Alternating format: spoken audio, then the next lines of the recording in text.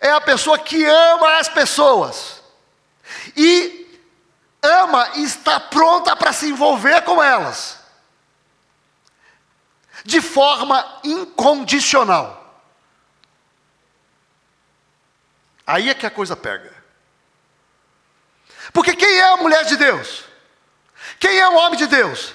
A mulher e o homem de Deus são pessoas que amam e estão comprometidas, estão engajadas, estão envolvidas, estão determinadas a conviver com as pessoas e serem instrumentos de Deus na vida das pessoas, de qualquer pessoa. Ou seja, o cristão, ele é universal no seu acolhimento.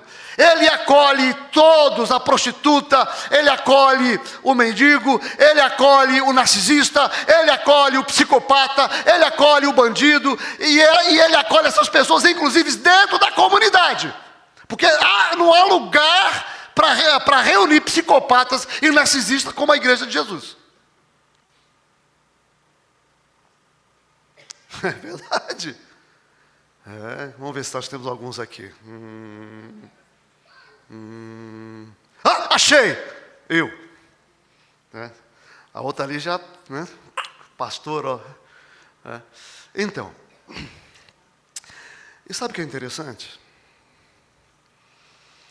Como nós temos muita dificuldade de relacionamento, todo mundo tem, tá? Assim, não dá certo esse negócio aqui. Casamento não dá certo, amizade não dá certo, igreja não dá certo. Nós temos tudo para dar errado. Nós somos preconceituosos. As estruturas que a gente tem aqui dentro, elas são tão deformadas, que a gente... Olha, eu vou dar um exemplo para você. Eu sou um cara extremamente simpático. Eu sou uma pessoa assim agradável. Faço amigos com facilidade. Aí eu fui pregar para pastores. Aqui no Paraná. Eu não era conhecido. E fui pregar para pastores. Eu preguei, aí eu contei um pouco da minha história. Eu não costumo contar, mas para exemplificar. E aí acabou a mensagem, era um retiro. Alguém gostaria de fazer alguma pergunta? Aí o Santana, pastor José Santana. Eu! Ô meu irmão, pode falar. Quero dizer o seguinte, que eu não ia com a sua cara. Falou, como é que é? Eu não ia com a sua cara. Aí daqui a pouco um outro levantou a mão, eu também. Aí um outro, gente, uns 6 ou 7. Que bando de preconceituosos, não é mesmo? Porque assim, o pessoal diz que eu tenho admitido. Mas não é verdade, não é verdade? Não é verdade. Cala a boca, menino. A outra diz, é verdade, não é? Mas, gente, a gente tem preconceitos. A gente conhece alguém, já passa o raio-x e já diz assim, é bom, é ruim, é safado, é sem vergonha, é espírito. A gente acha que tem esse dom de olhar para a pessoa e descrever a pessoa. E aí o que acontece? Ele veio para a igreja, uxa, que igreja abençoada. Aí se relaciona aqui, faz amigos, aí daqui a pouco os amigos começam a mostrar suas feiuras, porque de perto, bem de perto, todo mundo é feio. Todo mundo é feio. De perto, só a misericórdia de Deus. E aí ele vai embora. Aí esse indivíduo chega numa igreja e se identifica com algumas pessoas, ele fica assim, essa é a igreja. E fica lá.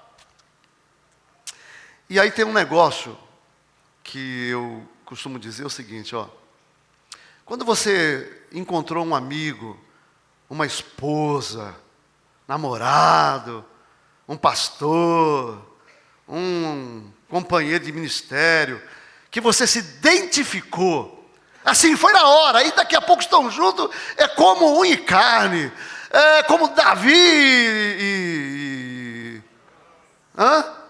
Jonas, eu ia falar Davi e Sansão, não, que Jonatas, eu ia falar Davi e Sansão, entendeu?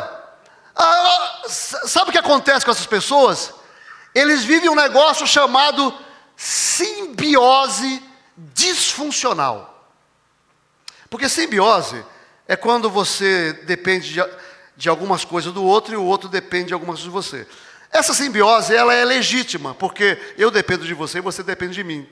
Mas essa simbiose a qual eu estou me referindo, é um tipo de simbiose que a pessoa achou algumas coisas muito legais no outro e achou alguns defeitos. O outro achou algumas coisas muito legais, mas achou alguns defeitos. E fala assim, mas que ele é tão legal. Então assim, eu suporto os problemas dele e ele me suporta os meus problemas e está tudo bem. Até que o outro faça alguma coisa que ele não tolere, porque todo mundo tem um limite para aquilo que a gente tolera. Todo mundo tem um limite. Aí quando ele faz aquilo, aí você fala, vou mudar de igreja. Olha só, atendendo uma pessoa. Eu tinha uma amiga, foi a melhor amiga da minha vida. E agora eu não consigo nem conversar com ela.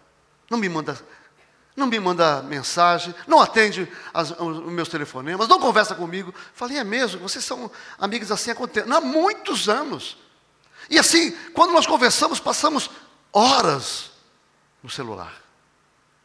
Mas o que aconteceu com ela, você sabe? Eu sei. O que foi? Ela está namorando. Esses anos que vocês foram amigas, ela namorou? Não. Então eu falei assim, vou dizer um negócio para você que você não vai gostar. Você e essa amiga têm uma simbiose disfuncional. Porque você precisava de uma amiga. Uma amiga que abrisse o coração, que falasse, e que você passasse tempo, porque você tem necessidade de passar, de sugar, de estar com a pessoa. Então, você encontrou uma amiga. Essa amiga, ela não tinha amigo. E ela precisava muito de um namorado. E ela, como ela não tinha namorado e não tinha esperança, então ela canalizou todos os seus anseios para você. Então assim, nessa amizade que você falou que era maravilhosa, extraordinária, eu quero dizer para você, você sugou ela e ela sugou você. Você a usou e ela usou você. Foi isso que aconteceu. Com os olhos desse tamanho. Porque é isso, essa simbiose adoecida. Você quer ter amigos? Quer ter amigos?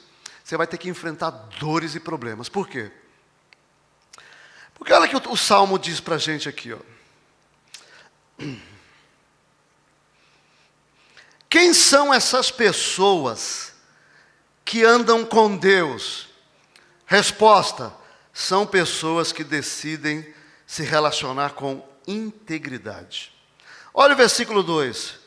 O que vive com integridade pratica a justiça.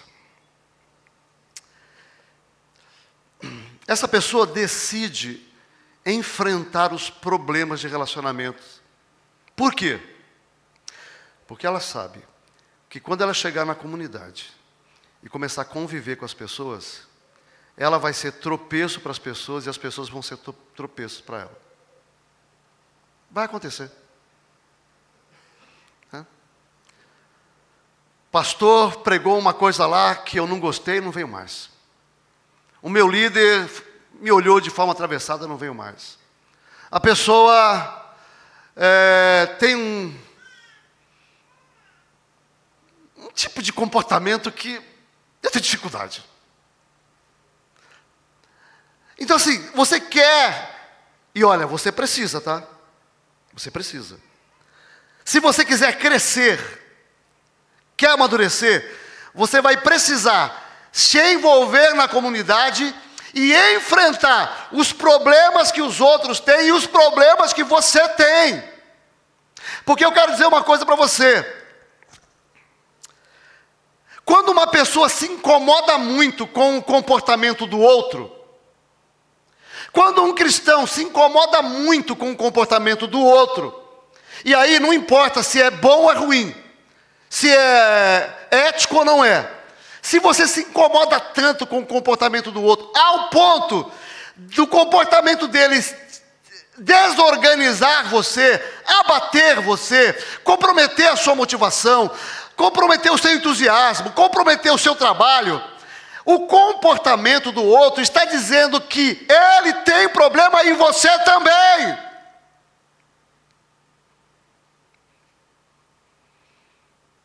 Porque olha só, meu irmão, para eu estar motivado com amar você, servir você, eu não dependo do que você vai fazer comigo. Nada. Absolutamente nada. Ó, se você falar mal de mim, não fala não, miserável. Mas se você falar mal de mim, se você me caluniar, se você me tratar mal aqui nos corredores da igreja, se você disser para os outros que você não gosta de mim, eu quero dizer para você, não faça isso, tá? Mas se você fizer, eu vou te amar. E vou fazer bem para você. Eu não dependo de você para te amar. Eu não dependo. Você pode me fazer o que você quiser. Eu vou continuar te amando. E vou continuar investindo na sua vida. Porque eu tenho esperança que o meu Deus transforma a gente complicada. Eu tenho esperança. Então, assim, eu não dependo disso.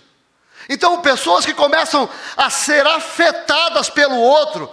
Mas, pastor, o comportamento do outro é pecaminoso, não tem problema, talvez seja. Mas se você é afetado, porque eu posso não gostar, eu posso ficar triste, eu posso achar errado, eu posso ter uma percepção sobre aquilo, mas aquilo não pode me afastar do trabalho da igreja, não pode abalar o meu ministério, o meu serviço a Deus. Eu estou aqui pelo Senhor Jesus, eu faço por motivação, por amor. Então o outro não pode atrapalhar a minha vida, a minha devoção.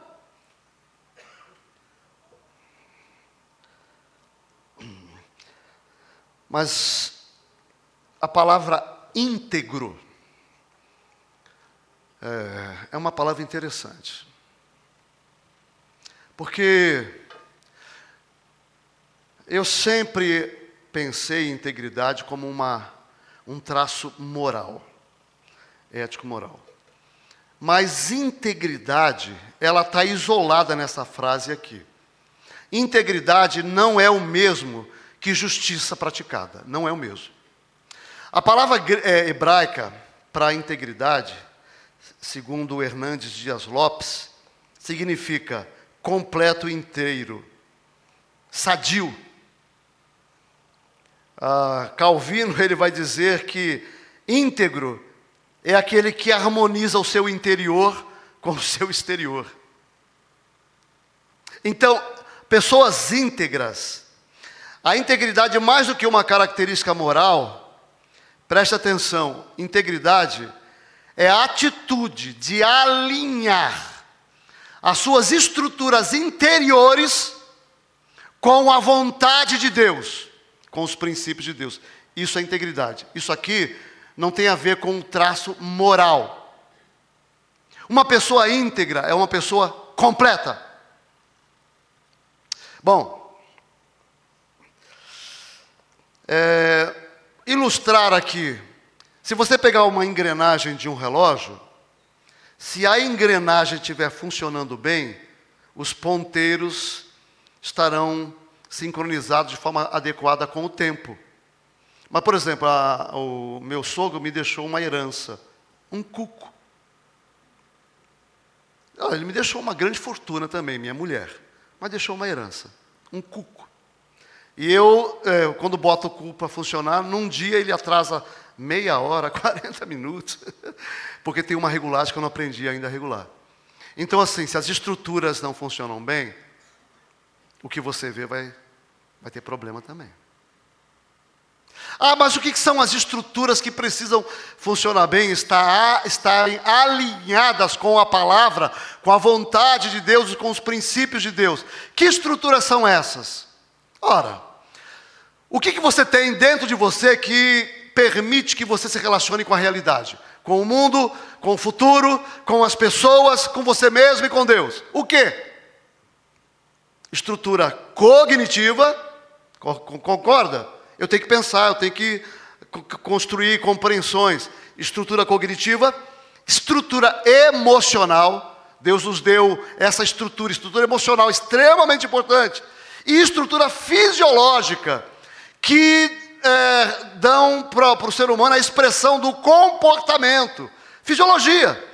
Então vejam, quando o homem caiu lá no Éden, quando ele se afastou de Deus, essas estruturas não foram corrompidas. O que foi corrompido foi o ser humano. E o que significa isso? Que essas estruturas passam a funcionar dentro de nós, influenciadas pela nossa pecaminosidade, ou seja, pelo um ego. O ser humano tem uma tendência de ego absoluto. Ele é extremamente egoísta. Então o seu egoísmo afeta o seu pensamento, afeta as suas emoções e afeta a sua estrutura fisiológica, o seu corpo e o seu comportamento. Modula o que ele faz. Modula o comportamento. Essas estruturas, a queda, elas não corromperam. Então assim, eu penso, eu tenho emoções, o meu corpo funciona. Dentro das condições finitas do mundo, eles funcionam adequadamente. Agora, qual que é o problema dessas estruturas? Quando que elas não funcionam com integridade? Quando na relação com o mundo, você adoece psíquica, física e emocionalmente.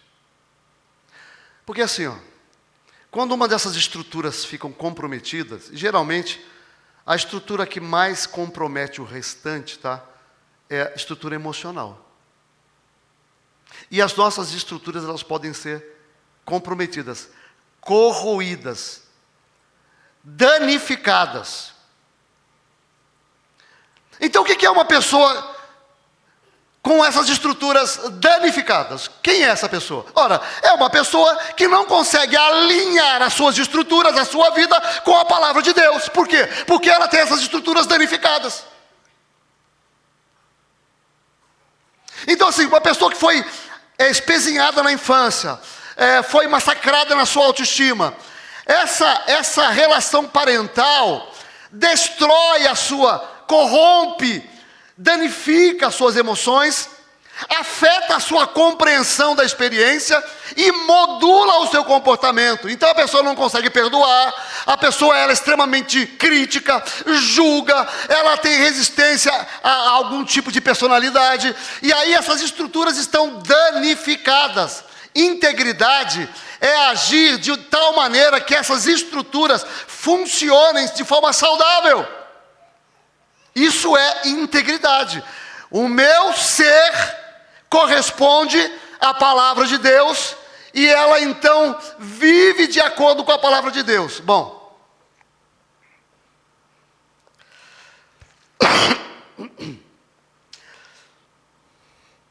eu não estou aqui, meu irmão, psicologizando a Bíblia, tá?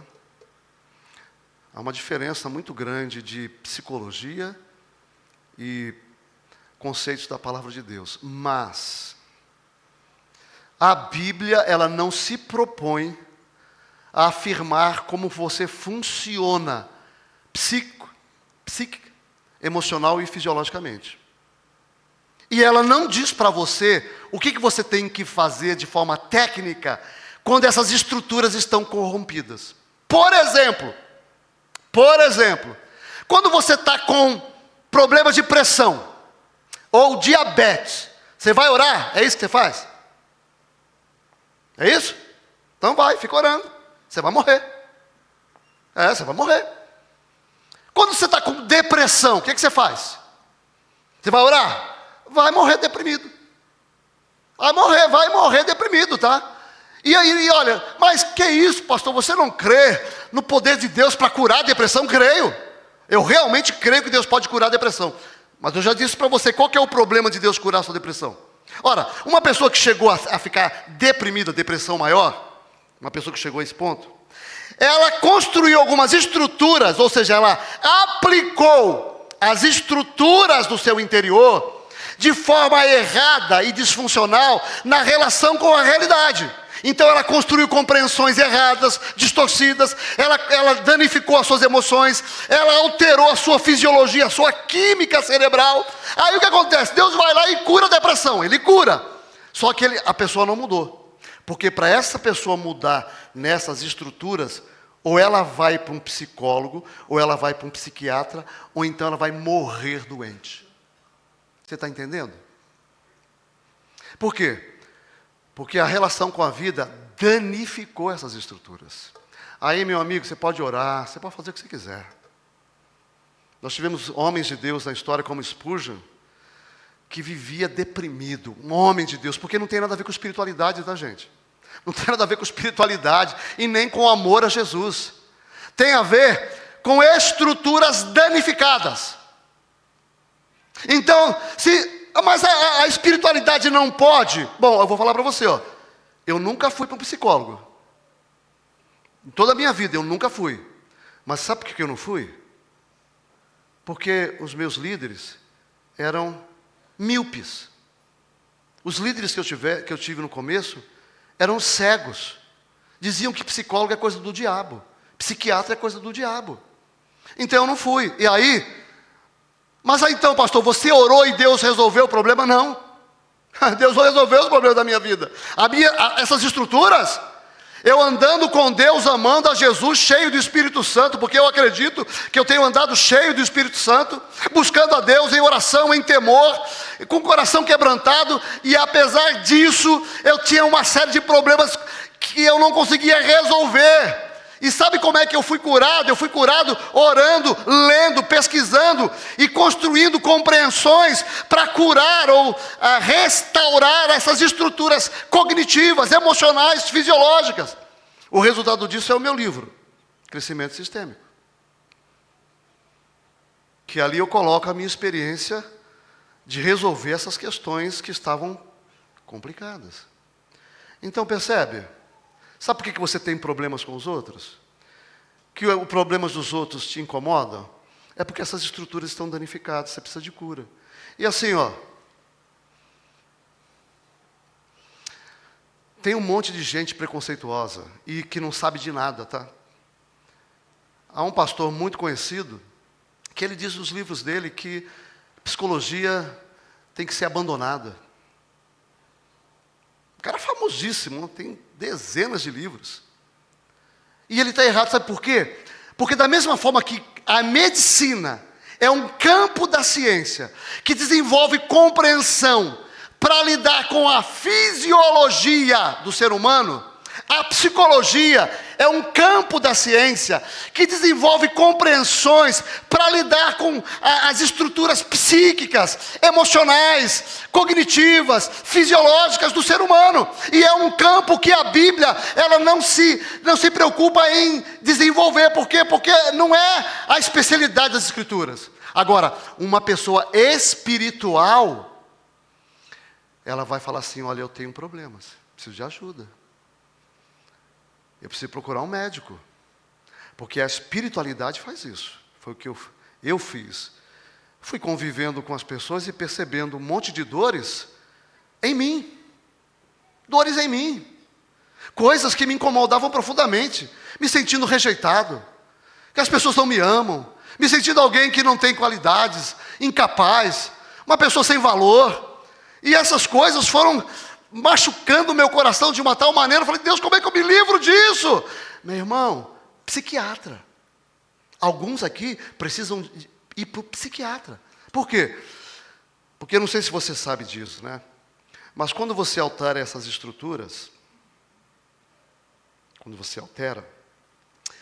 você também experimenta uma alteração neurológica. Pessoas ansiosas, elas mudam a sua estrutura neurológica. Depressão é uma doença que altera estrutura neurológica, compromete funcionamento de neurotransmissores. E aí, quando ela está instalada, você pode orar, jejuar, meu amigo, você vai continuar doente, você vai lá procurar um médico.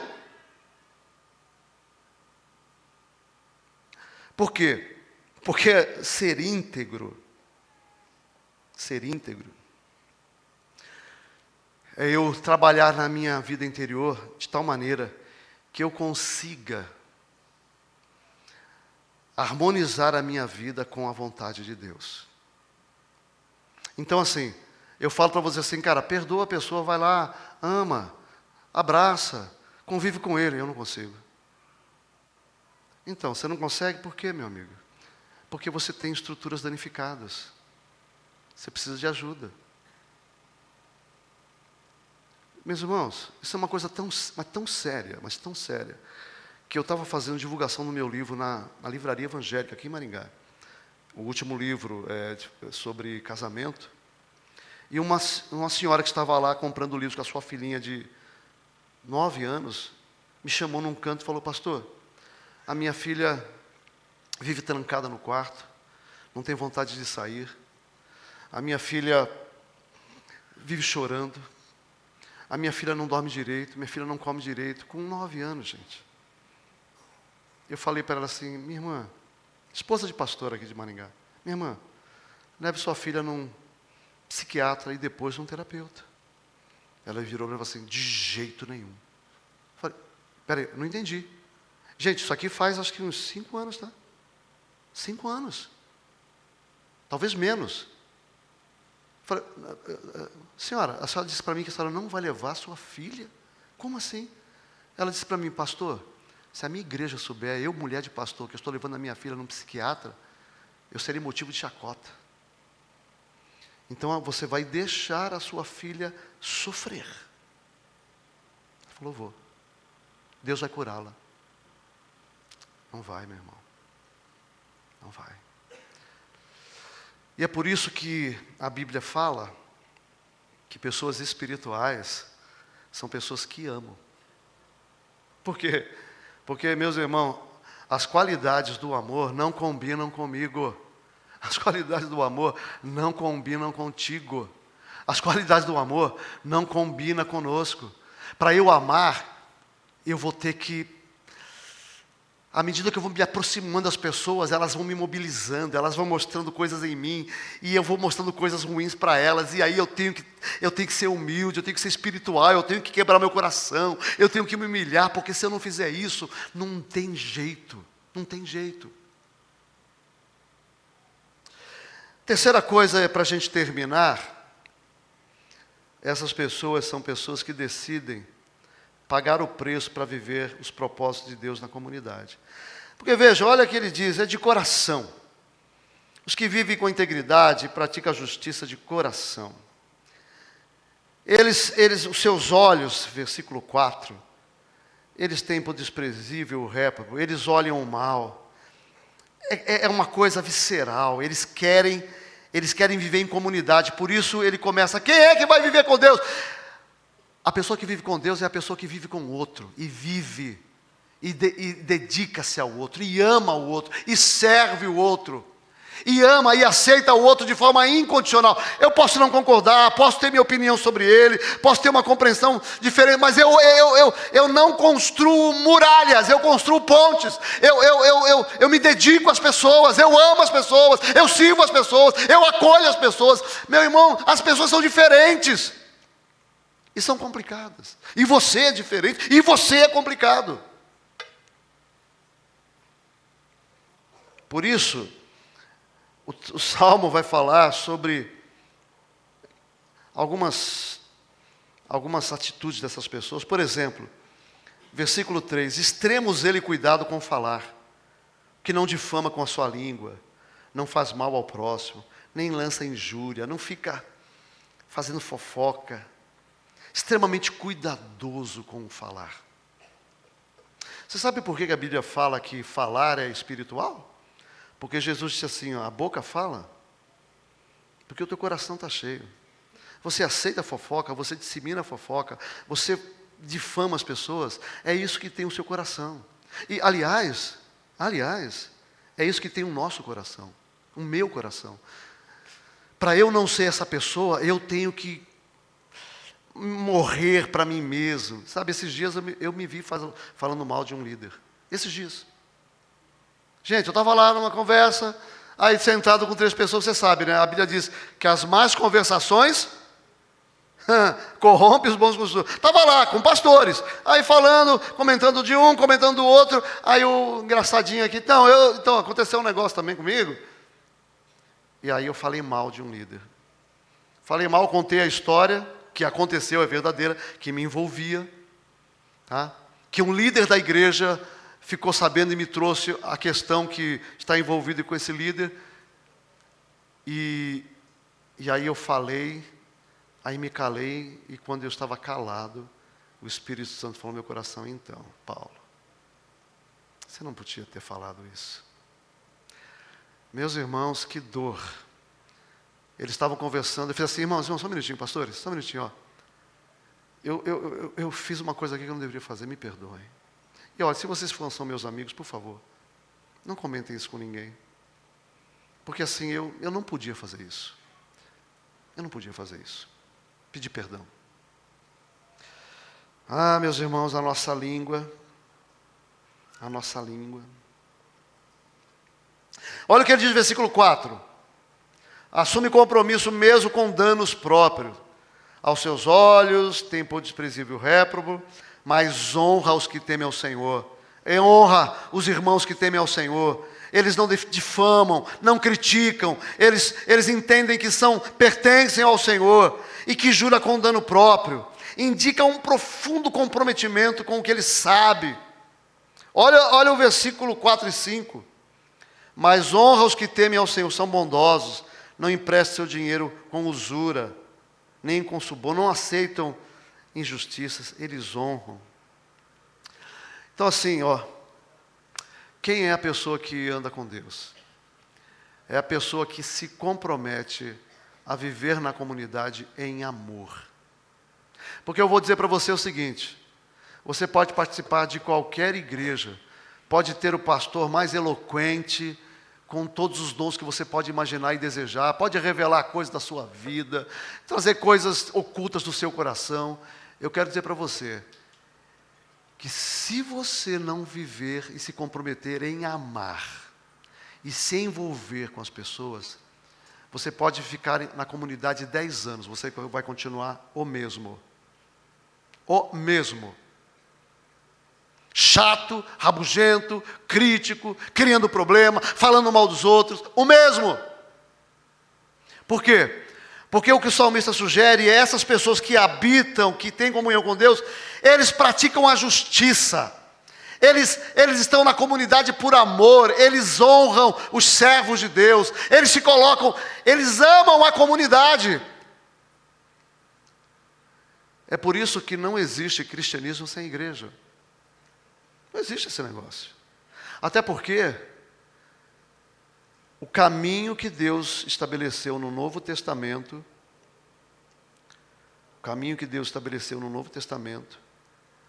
para transformar a nossa vida, é a participação na comunidade em amor.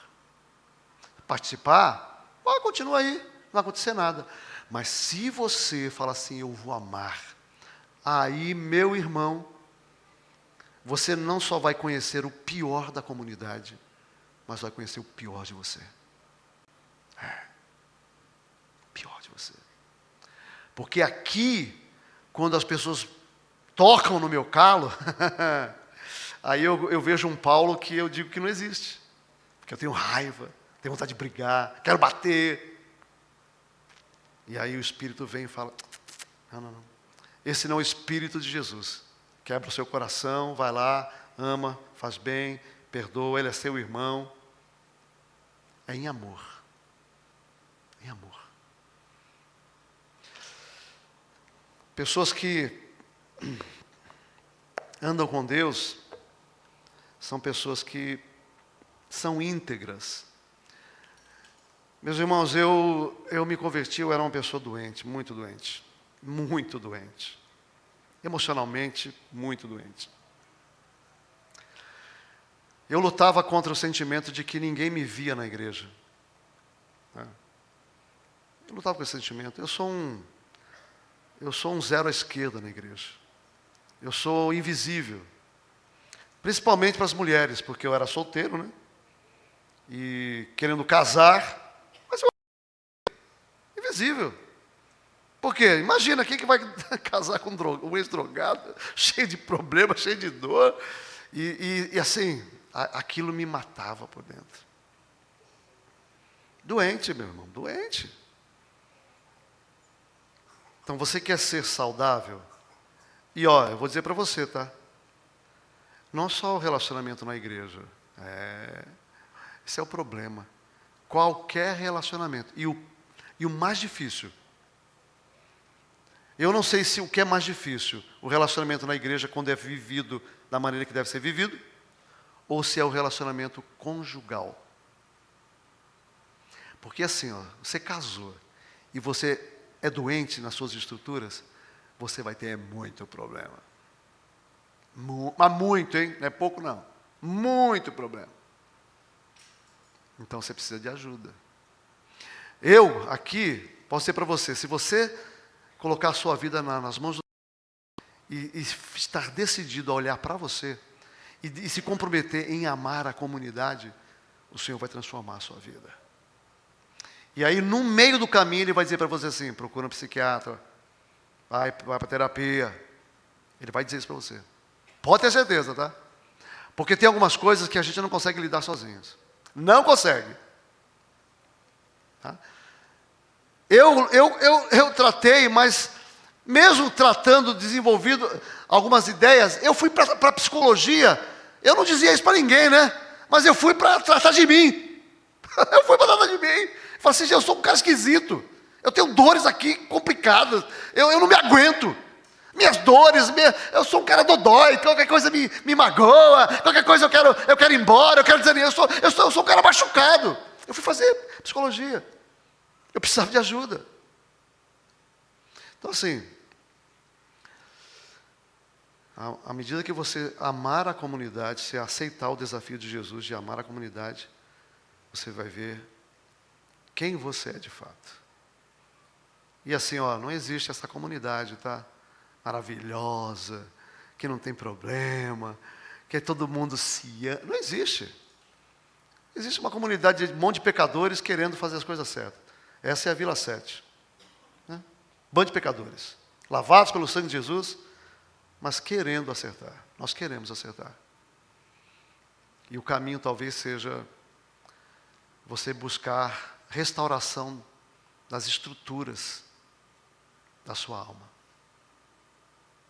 Se você não fizer isso, você vai ser salvo, você vai para o céu, mas vai sofrer bastante. Quero convidar os diáconos e que venham aqui enquanto eles vêm. Nós temos ceia e quero dizer para você que se você é convertido, se você já teve uma experiência com Jesus, está comprometido com uma comunidade que vive de acordo com a palavra, você é nosso convidado para participar da ceia, tá? Eu quero dizer para você, busque a Deus, tenha um coração quebrantado, e Deus vai te dar coragem, porque tem alguns homens aqui, homens, tá? Homens, presta atenção aqui. Tem alguns homens aqui que tem um monte de problema, a mulher fala assim, vai buscar ajuda, vai procurar um psicólogo. Eu não vou não preciso de psicólogo. Precisa de humildade.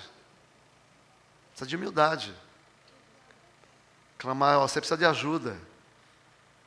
E a minha oração, meu irmão, é que se você quiser ser um homem de Deus, uma mulher de Deus, você vai ter que se embrenhar nesse negócio aqui, amar, né? Botar a mão na lama do meu coração, eu na sua, e a gente vai ter que, né? E aí se machucar, se moer e pedir perdão. É por isso que a Bíblia fala sobre perdão e reconciliação, gente. A igreja é a igreja do perdão e da reconciliação. Para o mundo? Não! Para nós. Para mim e para você. E olha, busque ajuda.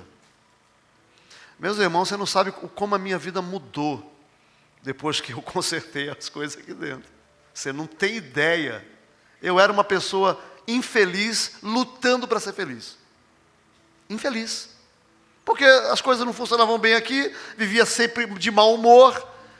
E por que? Eu sou crente, eu amo ao Senhor, mas por que as coisas não... Por que eu não sou uma pessoa plena? Eu não sou, porque eu sou doente.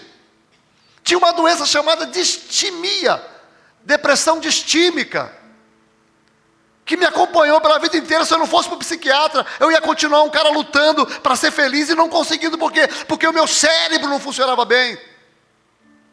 Aí eu tomei um remedinho para depressão. Rapaz, um dia eu acordei ouvindo os passarinhos, hein? Os ventos. Nossa, aquele médico me deu droga. Não, ele me deu cocaína. Não é possível, saiu um passarinho.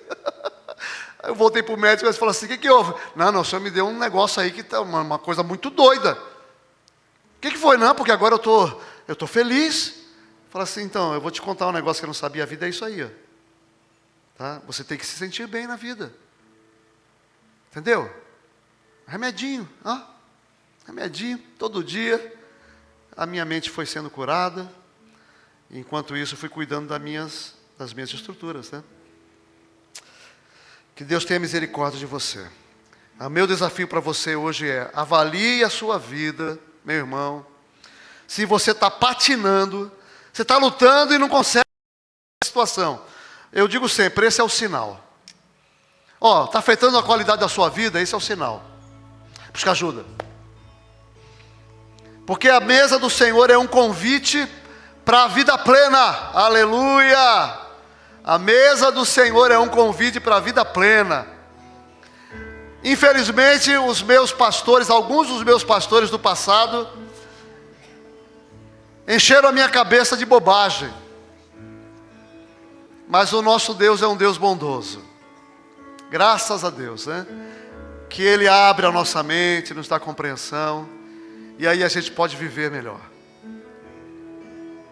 Que Deus te abençoe. Peça humildade ao Senhor. Busque ajuda.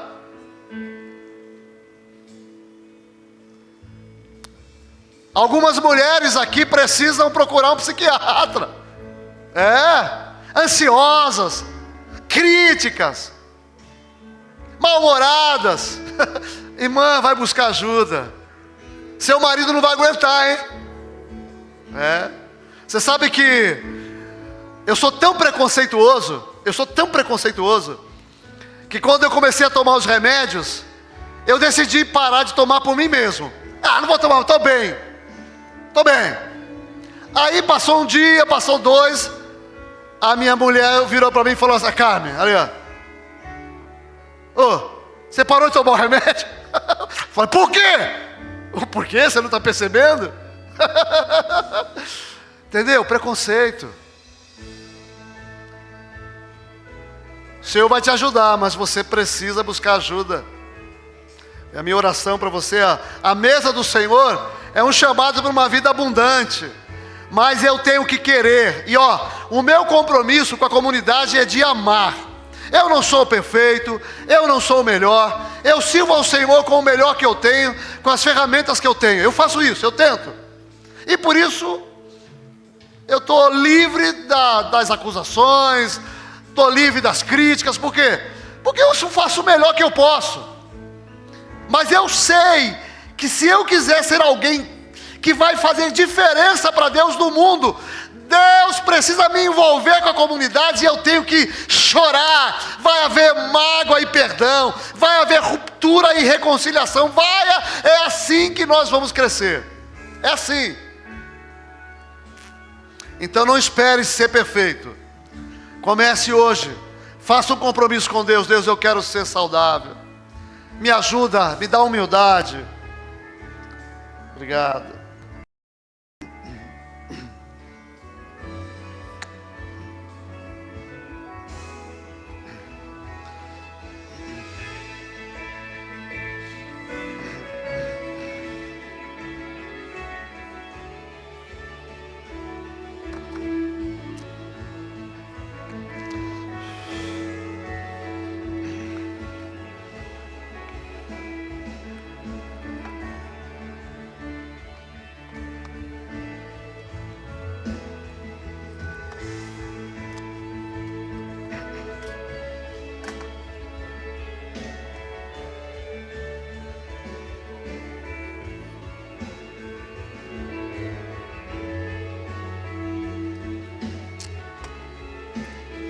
Dá uma baixadinha para mim, por favor, só um pouquinho.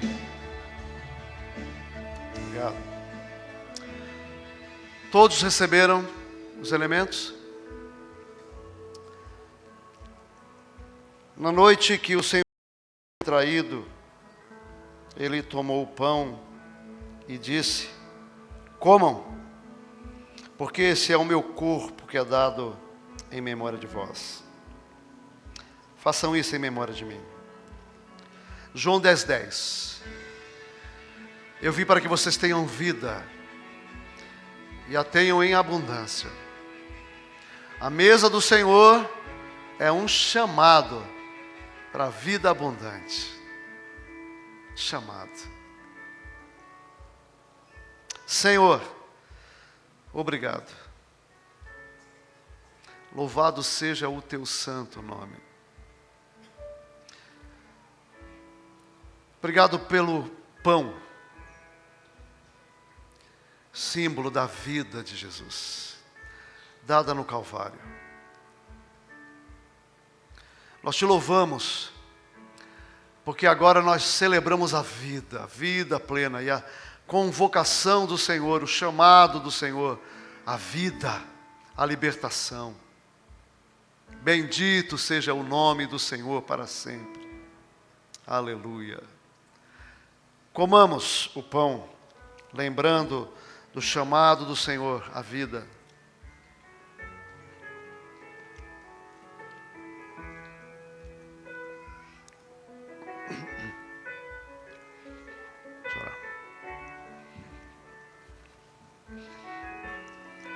Senhor Deus Pai, obrigado, meu Deus, por mais uma vez estarmos aqui, meu Deus, em comunidade, Pai. Deus celebrar, meu Deus, o Senhor tem nos deixado, Pai, de aprendizado que é a ceia do Senhor. Obrigado, Deus. O Senhor, meu Deus, derramou, Pai, seu sangue no queimadeiro, Pai. Obrigado. E ele, ó Pai, foi a assinatura, Pai, da nossa libertação. Ó Senhor. Estamos aqui, meu Deus, mais uma vez, celebrando, meu Deus, o Senhor nos ensinou. E vivemos fazer isso, ó Pai, sempre até que o Senhor volte. Pai. Aleluia. Obrigado, Pai. Em nome de Jesus, amém. Senhor, louvamos ao Senhor também pelo sangue derramado. Na noite que o Senhor foi traído, o Senhor tomou o cálice e disse: tomai, esse é o cálice da nova aliança no meu sangue. Bebei em memória de mim. Obrigado pelo entendimento que nós temos que a santificação não é apenas, não se refere tão somente às mudanças éticas e morais. A santificação é o processo de transformação da totalidade das estruturas interiores, envolvendo nossa moral, nosso comportamento, nossa mente, nossas emoções, para que a gente seja semelhante a Jesus. A figura perfeita do homem ideal que nós almejamos. Obrigado, Senhor, porque tomamos o vinho e aceitamos o convite à vida do Senhor. Tomemos.